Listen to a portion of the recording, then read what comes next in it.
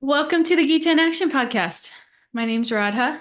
I'm here with a family of seekers. We're reading through the Bhagavad Gita verse by verse and really just trying to get a better understanding of the Gita so that we can apply it to our lives and become happier and more connected and more steady, right? and more clear. All the things. That's what we're looking to do here. So today we're in chapter 6. And we're going to start with text 32 in chapter 6. So, chapter 6, text 32. And we're finishing up this section. We just went through the different realizations of God, right? The realization that God is everywhere, realization that God is in each of our hearts, and the realization that there's a personal form of God. So, this is kind of like a staircase of realizations. And then Krishna starts talking about the result of these realizations. Like, when you see God in everyone and everything, he says that famous verse, one who sees me everywhere and sees everything in me, I am never lost, nor is he ever lost to me. That was text 30, that mic drop verse. And then 31 says such a yogi who engages in the worshipful service of the supersoul, knowing that I and the supersoul are one, remains always in me in all circumstances. So this is the last verse of that section where he's kind of continuing to tell us these results of obtaining this realization. Okay, so Maria, when you're ready, if you could read 32 for us. He is a perfect yogi who, by comparison to his own self, sees the true equality of all beings in both their happiness and their distress, O Arjuna. Thank you. Okay, so this we've talked about this principle before, right? How spiritual vision, people who have spiritual vision see all people as equals, right? In their happiness and in their struggles. So this verse is really about compassion, right? Compassion. Oh, there's Stella. Good morning, Stella. We missed you. Good to have you here. So this verse is really about compassion. It's saying that before we found spiritual consciousness, we were at a much lower level of happiness. We can probably all agree on that. Right? Those of us that are here, before you were into spiritual life, you're probably less happy, right? Maybe more stressed, maybe more anxious. Right? But now that we're here and we're feeling more connected, we're feeling more joyful, right? We're feeling more content. We're feeling more peaceful, and we're feeling more happy. Right. And so when you have this realization and you start to develop compassion in your heart, you want to share this happiness with others, just out of that compassion and love. Right. So the true happiness is not just about me, it's about everyone. And that's like the pinnacle of this yoga practice when you can get to that place. Right? And you don't get to that place for a show or like, to get credit or recognition, or you get to that you're truly compassionate. It's real compassion. It's not even just like because you think it's the right thing to do. No, it's like you actually feel it. You actually feel others people's pain as your own pain. Right? Like my daughter a few months ago, I was trying to clip her nails and I clipped it a little bit too far and clipped her skin, and she was bleeding and she was crying. And I swear I felt her pain as my own pain in that moment. Right? Like it's easy to do for our children, but imagine for every living being.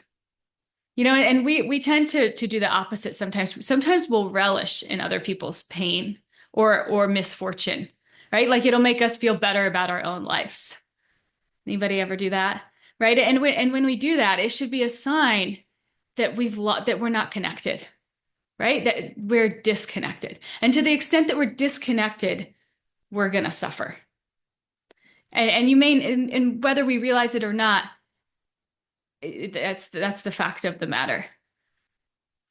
Right? So to the extent that we can see other people's pain as our own, right? And have that true compassion.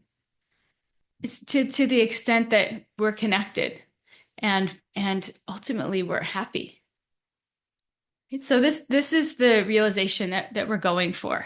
Right? And this chapter focuses a lot on meditation and inner realization, right? But the highest yogi isn't someone who's just lost inside their own mind, right? That the symptom of growing spiritually is that we realize that others are like us. What brought us this joy, right? It should inspire me to help others find that same joy. Right? We see that the commonality in other people, and we want to share this joy. Right? So this verse is a call to care for others, right? And to share what we found. So once you've tasted the sweetness of spiritual life, you want to spread it around. So in perfect yoga, it's not just about going inwards. We go in to go out. That's really what it's about. Right? Opening up, caring for the world.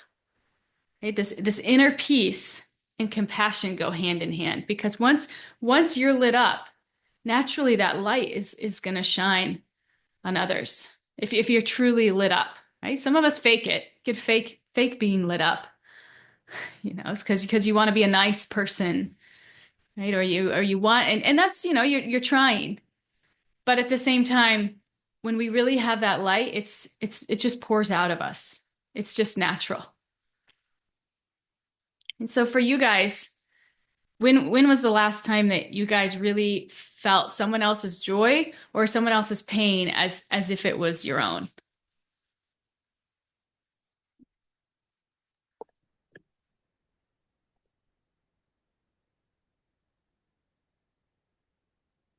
Okay. You know, near our house, there are so many Indian stores, grocery stores, and there are so many students working there because they struggle with money, with paying college fees and all that. So I bring them food and all because I know that they work so many hours a day. They probably don't have time to cook and this and that. So I feel their pain because when I first came to America, I've been through all this. Mm. Working so many hours, hungry, and nobody, I mean, no money to buy something. And I remember buying those packet of noodles which eventually made me sick because that is nothing but some kind of flour and no nutrition in it. So when you have already been through something, you can feel other people's pain. Mm. Yeah, that's a good one. Thank you. Yeah. Nice. I was thinking about, are you guys following that? I'm sure you are because it's impossible to avoid it right now. That Coldplay story with the couple who was caught on the kiss cam and they're having an affair, right? They like the kiss cam went over to them and they turned around and covered their faces. And anyway, it ended up like all over the internet and has like millions and millions of views. Right. And at first it's like it's easy to be, you look at it and you're like, these people are so stupid. Like, what are they doing?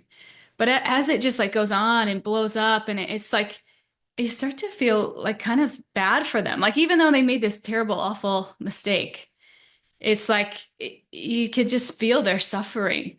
I mean, suffering to even make that kind of mistake, but then suffering that it's like public knowledge now. It's like a household name. These people's names, and you think like all the I was thinking like all the mistakes I've made in my life to just be like smeared all over the public eye for everybody to have an opinion of you. And it's just like that's brutal. And to kind of like to your point, Kay, it's like, I know I've made some pretty bad mistakes in my life and I would not want them smeared all over everything for everyone to judge right in that moment. And yeah, so kind of having some empathy for people that are suffering. That's really what we're trying to do here. And notice when you actually enjoy it. Notice when you actually enjoy it. When you see that flash across and you actually enjoy that those people, are suffering or those people got called out or and then reflect on what we can learn about ourselves from that. Because just like we talked about last class, that's an opportunity for us to grow and for us to see what inner work needs to be shifted so that we can be more loving and compassionate. Because if not, what are we doing here? Right? What are we doing here? So that's what we do. We retreat within to heal without. Right? And we talked about this a lot too. When we have all these problems, these external problems in our lives, sometimes we get so pulled into just like fixing them, right, that there's no time or space for our inner life. But the wisdom of the Gita suggests the opposite. Right? It says we actually need our inner life the most during troubling times. And I know for me, like I just started working and my life is just like filling up. And yes, a couple days ago, somebody asked me to host a program at my house, and it was like my house was a mess. I had this and this going. It was like the last thing, like by material, standards, material responsibility. It was like the last thing I should be doing. But because I know this, because I know that if you extend yourself for Krishna's devotees, Krishna will take care of you. I said, okay, let's do it. Let's do it. And I had such faith that like even though I had, a million things to do and like such a short amount of time to do them, just like had the faith that Krishna would arrange if my heart and intention was in the right place. And just like every single time, he did, and I actually ended up having like much more time than I thought I would. And everything just kind of arranged, I was able to leave work a little bit early. This, just little things that made it actually like just easy and peaceful and wonderful. But when we do that, when we make space, when we make our spiritual lives our priorities, somehow it's like other things just like fall into place. Whereas the opposite, if we're like trying to control all the other things and therefore like sacrificing our spiritual life, it's like stressful, like it's full of anxiety. It's like this has been my experience. So I like intentionally try to do the opposite because I've noticed how much more connected and happy I feel when I'm doing that. Can you guys relate to that experience? Okay.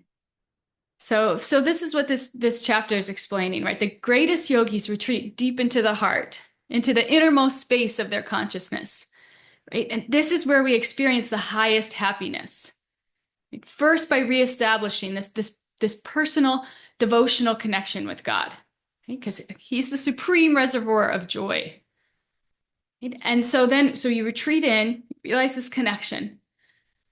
Right? And then you realize the equal spiritual potential within all living beings, who are each integral parts of Him. Okay, so when we do this, when we retreat in and we have these realizations, we connect with God, we realize that the equal essence in everybody. Right? We become convinced that everyone has the capacity and deserves the chance to taste this deeper joy. And we become convinced that this inner fulfillment is the real necessity for facing those outside problems, right? That outside turbulence, that this is a real necessity. Once we become convinced of this, right, it's impossible for us to not share it with others. Once we become convinced of this, once we develop these realizations, that's naturally what's going to happen next. Right? Because just like we've talked about, we've seen in our own lives that this external stability is nearly impossible to attain, right? Or sustain without internal serenity. Okay, so that's why we're being urged to retreat within, to treat without. We stabilize, we strengthen ourselves internally by reconnecting with God. That's the only way. It's like plugging ourselves into the outlet. We have to plug ourselves into source for that to flow through us. But once we do that, and once we get a hold on our mind, our mind's like blowing problems out of proportion all over the place. Right? But once we plug into source, right, and we calm the mind, from that calm, steady space, that's where we regain perspective. right? That's where we can develop this clear vision, this renewed energy, and then we can deal with our outside challenges more wisely and effectively. But if we skip that inner grounding, right? If we're frantic, if we're feverish, if we're reactive, it often makes things worse. And sometimes people try to fake it too. Sometimes people try to convince other people that they're all of these things, so that thinking that maybe that will make them feel like they're those things. It's like the ultimate fake out.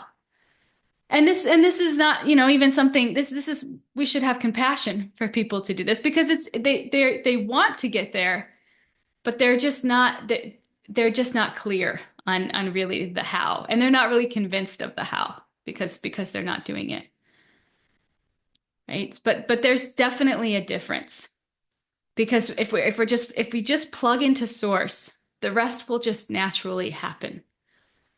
And we'll see it in our lives. We'll see it in our lives. We'll see it by the way that we feel inside, and we'll see it by the way that our lives just seem to like rearrange on the outside. Right? Can anybody relate to either to these things? Does anybody have these same experiences, that it just seems like, what if you the more that you lean into God, the more that your outside life is just like taken care of? Even things that seem like a big problem or a big like question mark, somehow it's just like rearranges. It's like the material life tells us that we have to put so much attention and energy into all of these things for them to work out. Right? But spiritual life tells us that we just need to lean into God, and we just need to trust that He's taking care of us, that He's our maintainer, that He's our best friend. And my experience has been, because I've had really strong material life, and I'm trying to have a stronger spiritual life. But my experience has been that even with all of my strength, with all of my determination, with all of my intelligence in my material life, it has been exponentially, the results and the process has been exponentially better by just leaning into God, right? By investing my time, my energy, my consciousness in spiritual endeavors. Somehow my material life has just been arranged for me, and I have felt much more peaceful and happy. Do you guys agree? Can you guys relate? Mariah just had a heart up, just put a heart up. So I'm assuming she's agreeing. I know you're at work right now, Mariah. And this is also, we've back to this equal vision for all people.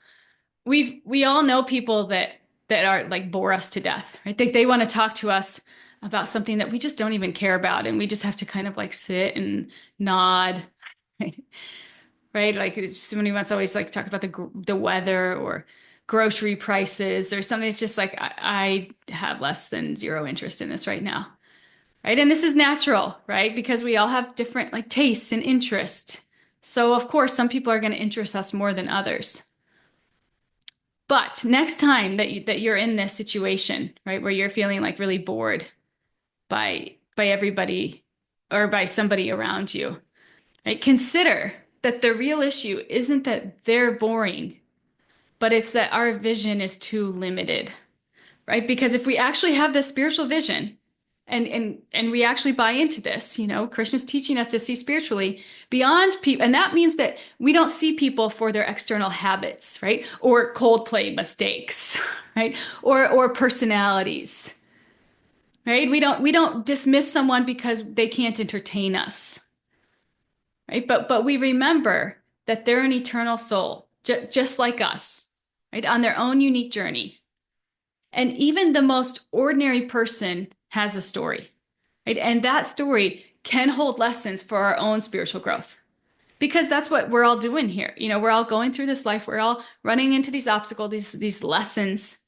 And that's what they're meant to do for us. They're meant to teach us, to upgrade our consciousness, to bring us closer to God, right? And so even by seeing other people's journeys and lessons and mistakes, we can learn about our own.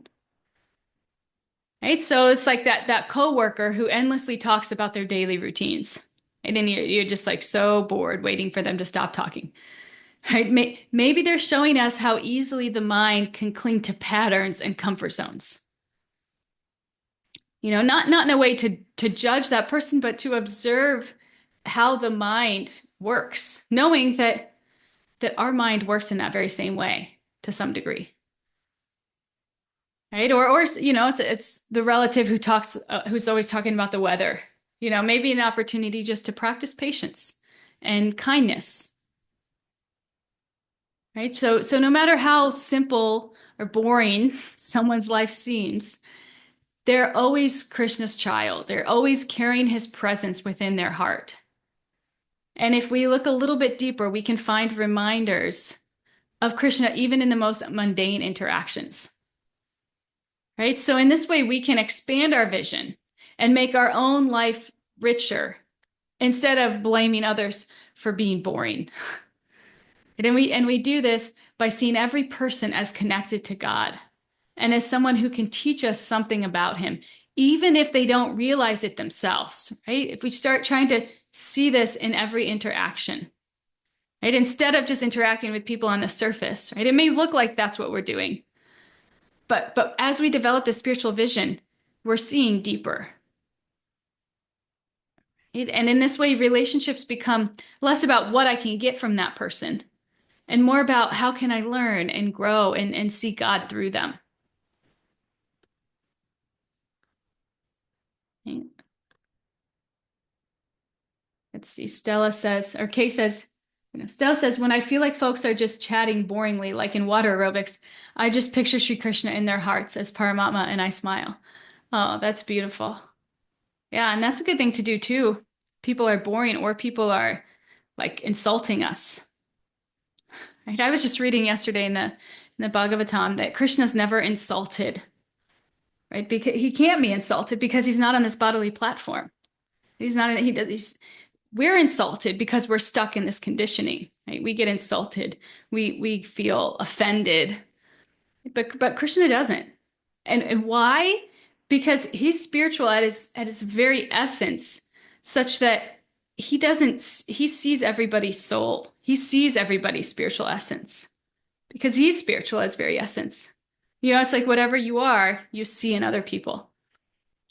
Right? So to the degree that you're offended is to the degree that you're stuck in your own material conditioning. And it doesn't mean to not discern between what's good and bad for your consciousness. We have to still choose our association in a way that supports our spiritual growth and upliftment. But at the same time, we try not to be offended because that just gets us stuck in our material consciousness.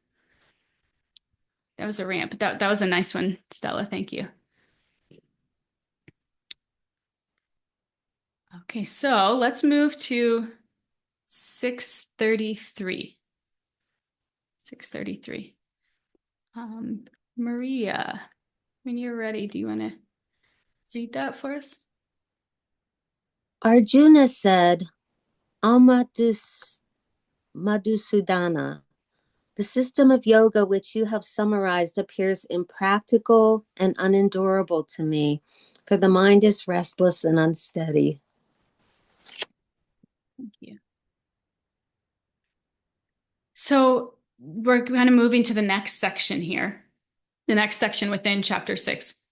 So after hearing Krishna describe this deep mystic yoga practice, Arjuna is basically saying, look, I can't do this. Like my mind is too restless. You're telling me to see all living beings equally, right? And to fix my mind in deep meditation. But honestly, like that just doesn't feel super practical for me right now. He's not rebelling against Krishna or rejecting what he's saying. He's being humble, right? And honest. And he's just saying, I trust you, like I want to follow you, but at the same time, I know my own limitations. And then this is a very healthy attitude for us in our spiritual lives or material lives or whatever. If we want to get better at anything, it's like taking an honest assessment of where you are and being real about it. Right? Not in a way that's like what you're telling me to do is stupid or like, you don't know or but in a way that's like, look, I'm just not there yet. Because if we ever want to grow in anything we do, we have to be honest about where we are. And so just like in anything in spiritual life, there's stars, and they're stairs, right? And the stars are like the lofty ideas that we aspire towards, like this perfect equal vision, right? Or deep unbroken meditation, or for some of us, it may be chanting X amount of rounds a day, right? That's pretty lofty for us, right? But the stairs are the small, realistic steps that we take to get there. And so if we only stare at the stars without climbing the stairs, we'll never move. But if we only focus on the stairs and we forget the stars where we're going, then we lose inspiration. Okay, so we need both. Right? We need a high vision to keep us motivated, and we need practical steps to keep us moving forward. Okay? Like when people romanticize the idea of going like on a month-long silent meditation retreat in the mountains, because it sounds so peaceful. But most of us struggle to even sit still for 10 minutes at home without reaching for our phone. Right? Or like you get into spiritual life and it's like all of a sudden you want to change all these things about your life and and it's like right away. Meanwhile, you're like struggling to control the senses. Right? Like you cannot get a hold on your senses. But you're like ready to be like Om Shanti Shanti. It's like we have to be real about where we are and work and just take stairs to get to those stars. Good to keep those stars in mind, but at the same time, let's not fool ourselves or others. Right? Because what happens is if we set unrealistic expectations for ourselves, then we'll feel discouraged. Right? And then it'll be hard to keep up that standard. And then when we don't, because our consciousness is not quite there yet, we'll be hard on ourselves. Right? Or we'll just say, it's not worth it. Has this ever happened to anybody? Anybody ever set unrealistic expectations for yourself and feel discouraged? Can you guys relate to this? Quiet crew this morning. That's okay. What about any current stars? Like any current ideals that you aspire to spiritually? That you're working on those stairs to get there. Anybody want to share one of those?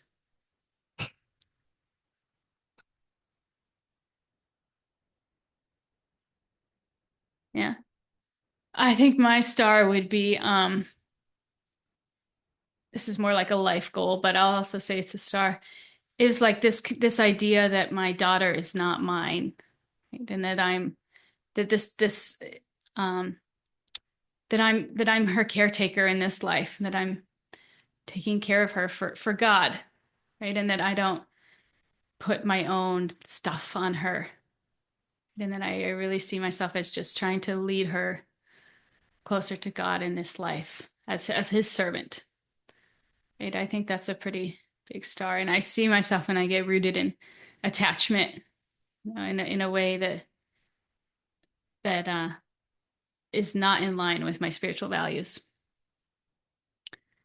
Right? So my steps to get there, it's like if I have a thought or even if my husband and I disagree about something, some way something that should be for her life, I'm really working on noticing my reaction to that. If I'm like digging in, if I'm getting super upset, if I'm, or if I'm just trying as hard as I can and then accepting that that ultimately she's God's child and she's not mine to control or to be convinced that this is how she needs to be or not. Right? And it's actually super helpful. I feel a lot more joy in the small things when I can see even her and I's relationship like that. We've talked about that a lot in parenting. Right? So that would be a star for me. But stars, it could be a number of rounds. It could be an everyday habit, whatever it is. It's going to be different for all of us. But okay, back to Arjuna here. Arjuna is a prince.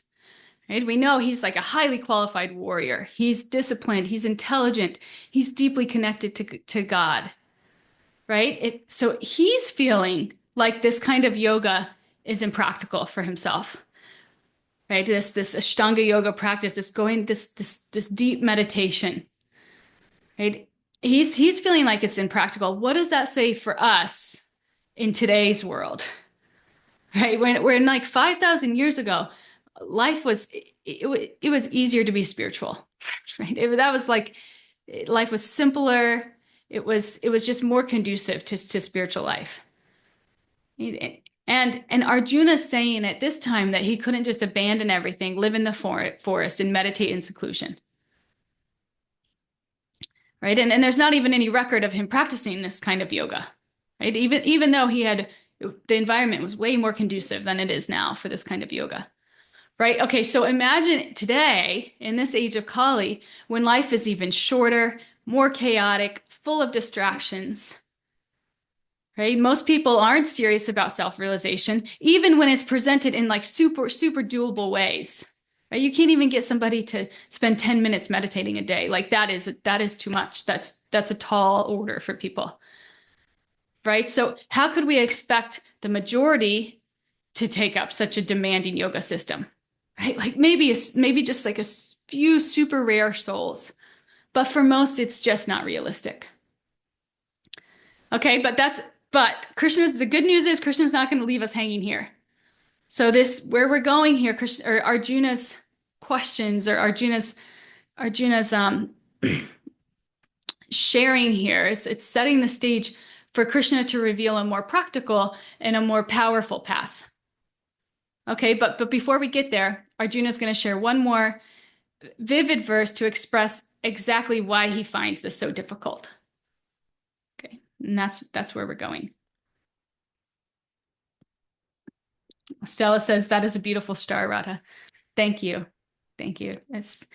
I'm feeling like now that I have it. I think Veda told me this when I had a child that she was just going to teach me so many lessons, that she was going to be my guru, and you learn the most through your biggest material attachments, right? Isn't it? You learn the most about, and that's what Arjuna's doing in the Gita, right? He's learning through his material attachments are coming up, and they're confronting him, and they're stretching him, and that's what happens for us too in this beautiful dance of life, right? When these things happen to us. So Kay says, I want to meditate without distractions of the mind.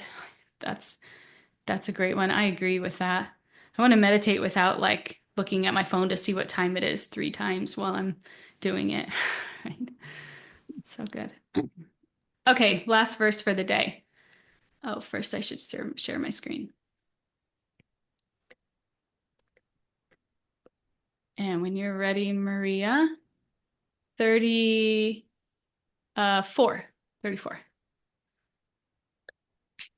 For the for the mind is restless, turbulent, obstinate, and very strong, O Krishna. And to subdue it, I think, is more difficult than controlling the wind. Thank you. Okay, so let's unpack what Arjuna is saying here by looking at each quality of the mind. Okay, so he says, what do you say here? He says restless, turbulent, obstinate, and very strong. All right, this is how Arjuna is describing the mind. And then remember, Arjuna is a trained warrior, super disciplined, super like think about the person in your life that's like the most disciplined, the most like someone you really look up to in that regard. Like this, like Arjuna is eons beyond that, right? And this is how he's addressing, this is what he's saying about the mind. Right? He's saying it's restless, it's turbulent, it's obstinate, and it's very strong. Okay, so he says it's restless.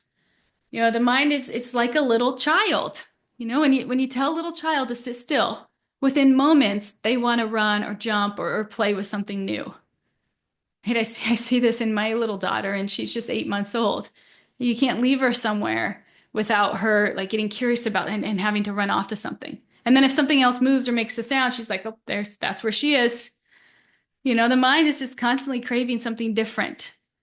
And just as a child's restlessness can sometimes lead to trouble, I notice my daughter is now interested in going to outlets all the time. I have to like drag her back, right? Or little cords. She loves little cords because she can wrap her hand around it. She just hangs on. right? So just as a child's restless mind can get them into trouble, the mind's restlessness can also put us in difficult situations. Because our mind is like a child. It just sees something and it wants to do it.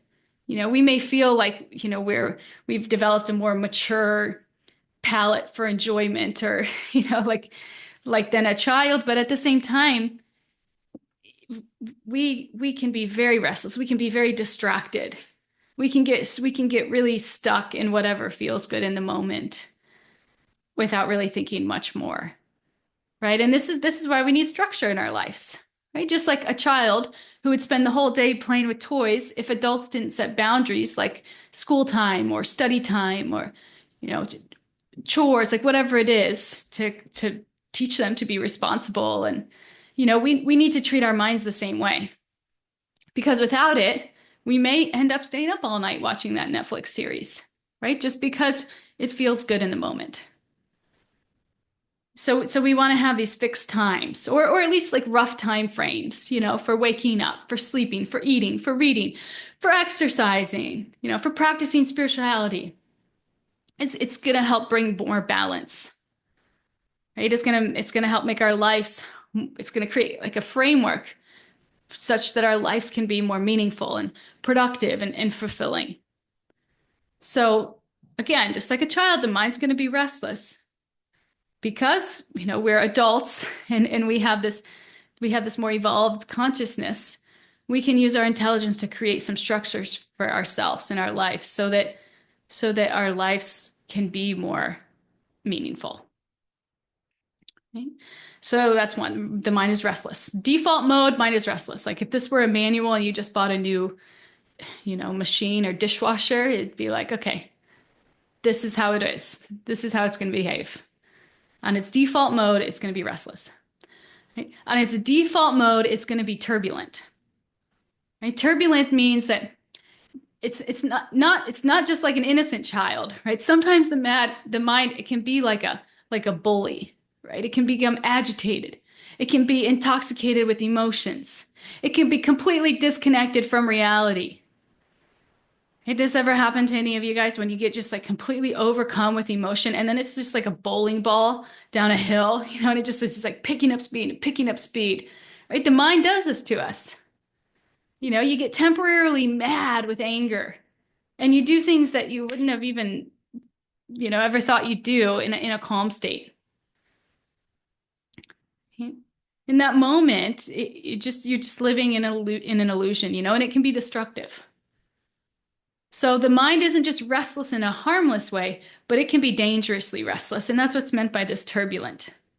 Again, I picture a bowling or like a snowball down a hill. And it's just picking up more and more. The mind can be like this. The mind can be obstinate. So obstinate means like it can be like determined, but in a way that's not good for us. Right? It's like obstinacy is like clinging to something harmful or unhelpful, even after life has given us plenty of warnings to let it go. When I think of this, I think of like past like relationships that I've had or people that I've been with. It's like there's been so many red warning flashing lights, like get out of this, but my mind is so set on it. I'm so stuck to it. And this is before spiritual life was like a major vulnerability in my life because naturally I was a very determined person. But I didn't have this spiritual map. I didn't have my intelligence wasn't guided by these spiritual principles and ideals that I would get determined. I would get so hell-bent on things that just like were not lifting me up. Right? Whatever it was, maybe it felt good. Maybe society told me that this was good. Whatever it was, my mind would get calibrated to that. And then it would just like latch on like what's that? Like a pit bull, and not let go.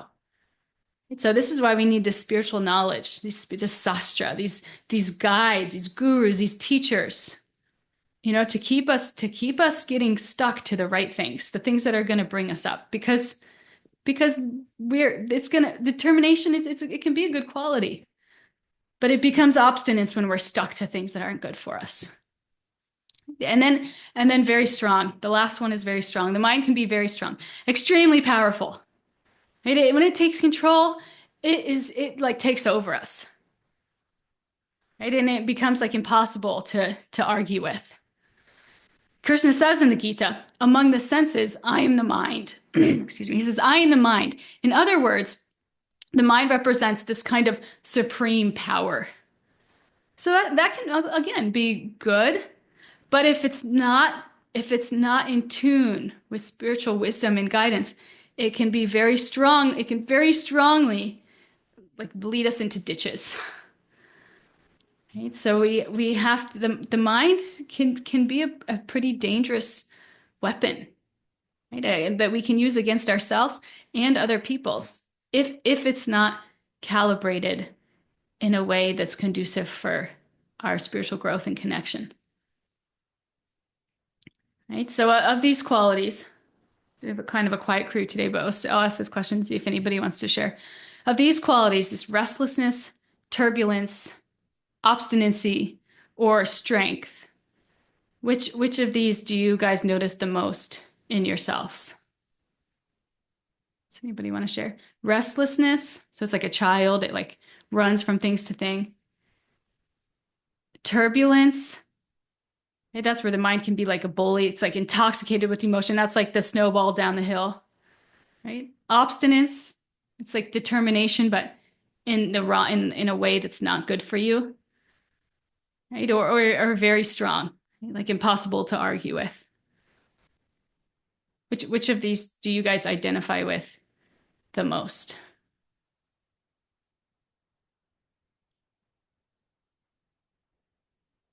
I think for me, I would have said obstinacy. Obstinacy, yeah, because I was always so determined. But like I said, I got determined and sometimes in kind of in ways that would eventually hurt me. You know, even things that were supposed to by society standards, like be healthy. You know, it was like I always took it to that level that it would be harmful. And spiritual life is the first thing that I found that you could put everything into and run with, and it only takes you higher. Like it never takes you lower. Let's see, restlessness. Kelly says restlessness, and Kay says restlessness. Yeah, that's a pretty popular one. You have to be mindful of where of what you're doing, right? Let's see. Stella says the word turbulence reminds me of a flooding river rolling and churning. Oh yeah, that's a good visual too. Stella says my emotions can be turbulent. Yes, I agree with that. I agree with that. Sometimes it's just you're just getting so emotionally charged and it's like there's like no end. It just keeps blowing up and blowing up. Yeah. Mariah says, I've noticed all of them at different times, but my main default is probably restlessness. I'm always looking for the new thing. But yeah, spiritual life is so full of variety. It helps me find newness in each verse, lecture, etc. Yeah, that's a good. Most of you are saying restlessness, so that's interesting. Yeah, it's good. Thank you. Thank you all for sharing. Kay says it can be all of them. Agreed. Yeah, and that's really what Arjuna is telling us here. You know, that this is the mind for you. This is the mind for you. And luckily for us and for everyone, even though people don't know it, you know, we have something like the Gita to tell us, look, this is your default operating mode, and look, this is what you can do about it. Right? But you have to make that choice, or it will just run you over. Right? So when you combine these four qualities, these restlessness, turbulence, obstinacy, and strength, you can get something incredibly dangerous. It's like having your worst enemy living inside of you, right? And Arjuna knows this. You know, Krishna could say, no matter how formidable an enemy is, you can still fight and control them. But Arjuna replies, not this one. Look, this mind, my mind, it's like the wind, and it'll just slip through my fingers. Like you can't grab it, hold it, pin it down. It's like I can't, it's too powerful.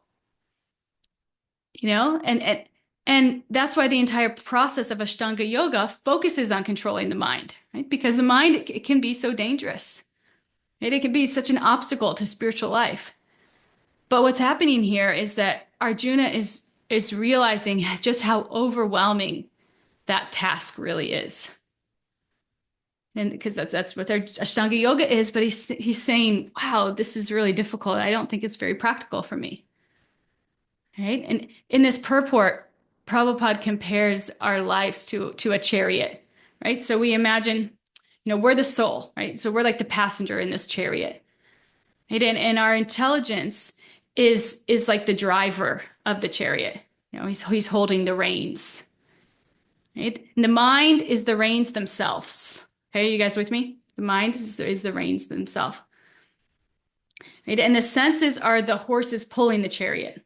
Okay, so you picture the horses are pulling the chariot, they're the senses. The reins are the mind. The intelligence is like the driver of the chariot holding the reins. And we're just along for the ride as the soul.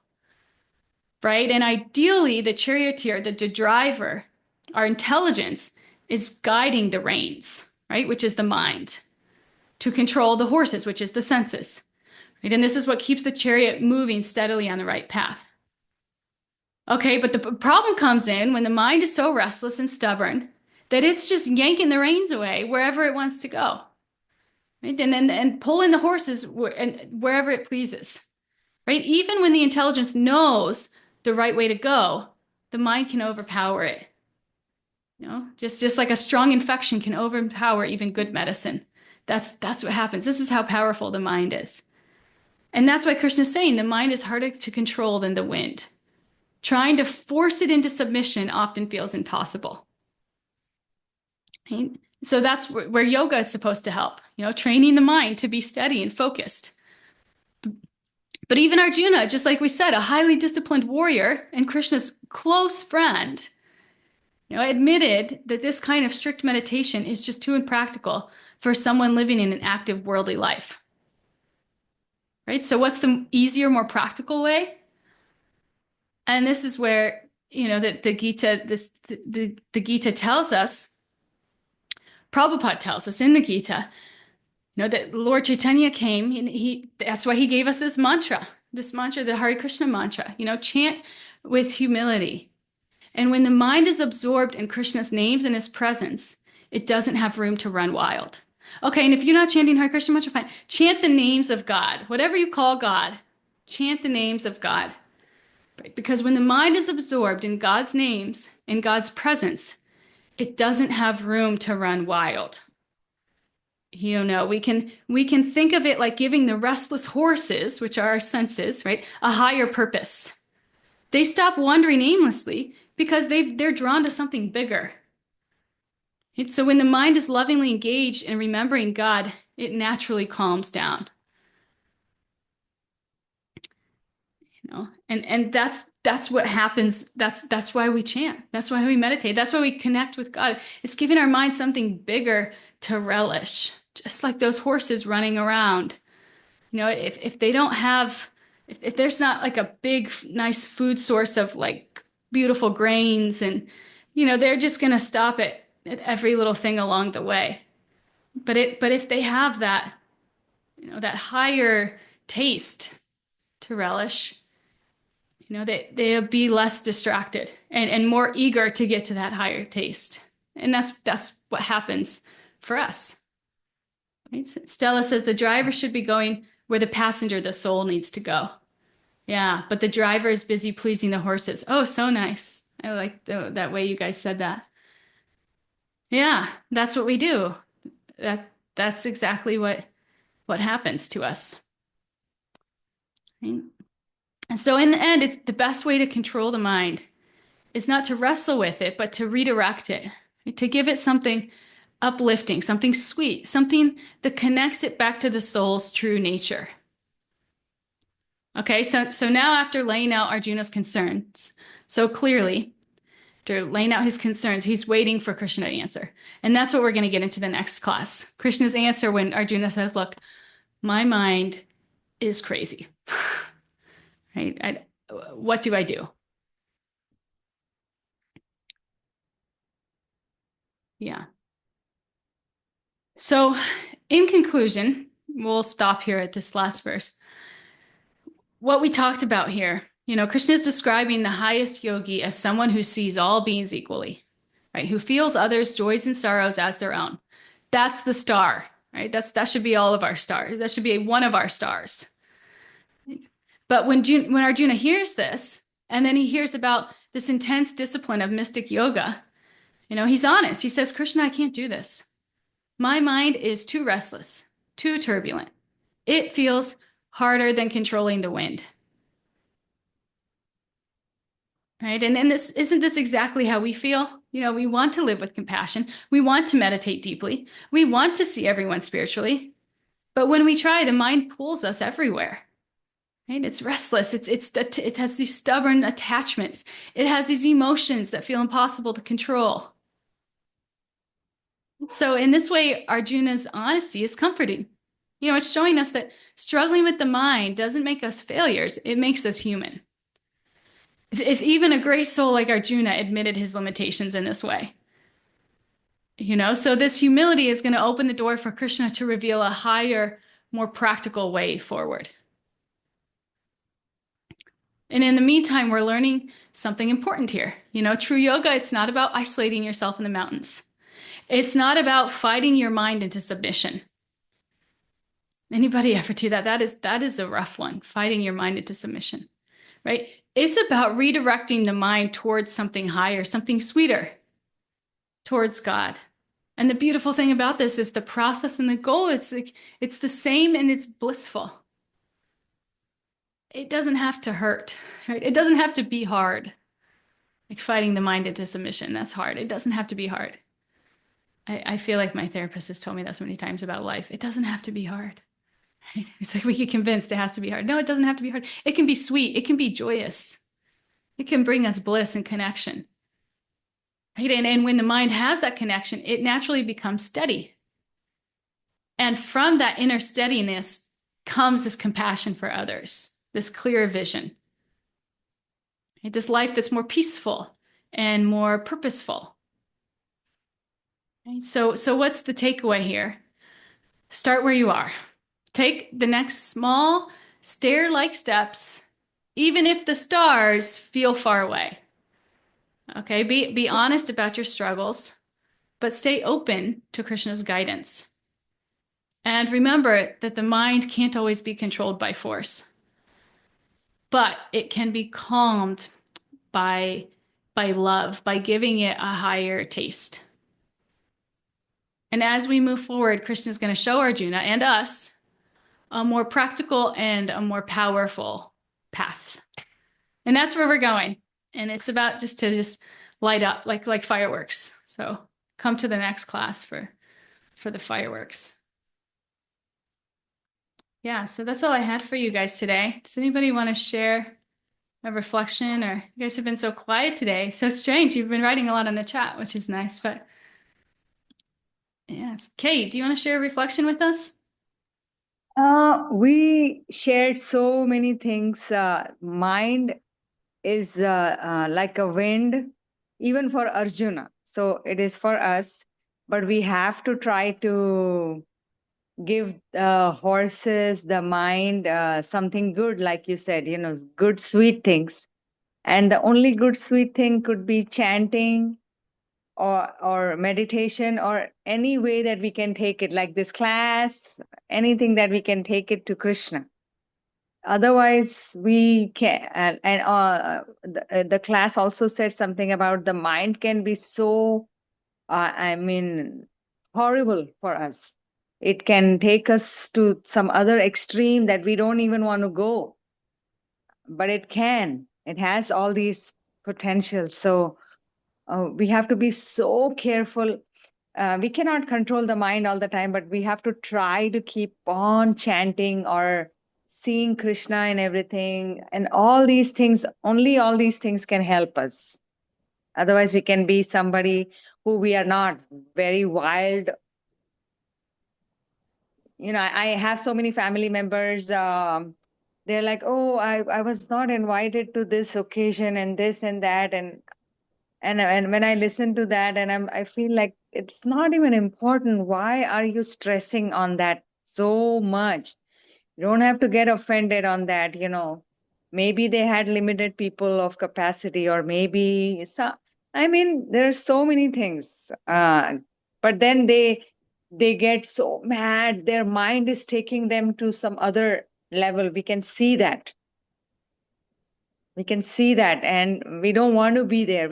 I like they think I'm not so smart, or that some people, because that doesn't bother me, or this, oh, somebody didn't call, it's okay, or we just sponsored for somebody and they were like calling us and thanking us and over and over and over, and we were like, no, it's not a big thing. If it was in our capacity, we did it. But the other family member, their immediate family member, they're like, oh, now that you're coming from India, you have to bring this for us because we did that for your mom. So, I mean, the mind can take us so far. Yeah. Yeah. Everything should not be, like you said, we don't have to zoom it. We just have to zoom it on Krishna and the meditation and the chanting, but we don't do that. We do everything else. Yeah. Yeah. So true. I like that last. And we don't have to zoom it. It's like, you go to your phone, you like zoom in with your fingers. We do that to Yeah. everything in life except Krishna. Whereas Yes. this, if we do it to Krishna, it's like, it's effulgent.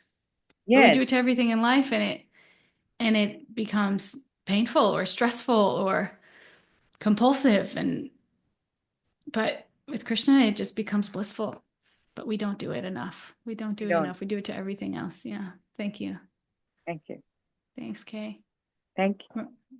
Mariah says, I've been learning that while chanting, we ask Krishna humbly, please help me to focus this mind. Talk to the mind and ask Krishna for help with this material mind and senses. So nice. Yeah. It's such a good point.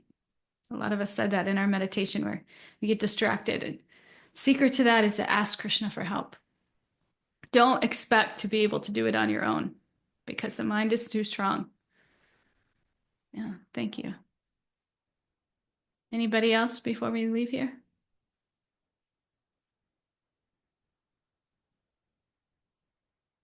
We have to learn to be humble. Yeah, we have to learn to be humble. Thanks, Kay. We have to learn that we're not God, that we're servants of God, and that's our rightful position. Humility is everything. So without that, we obstruct ourselves from the wisdom. Right? To the degree that we're not humble, it's like a wall up between us and wisdom, and therefore connection. We connect with God by being his servants. Thank you. Anybody else? Okay, well, thank you all for coming and being here and doing the work. And I will see you all on Monday. Have a Thank great you. weekend. Thank you.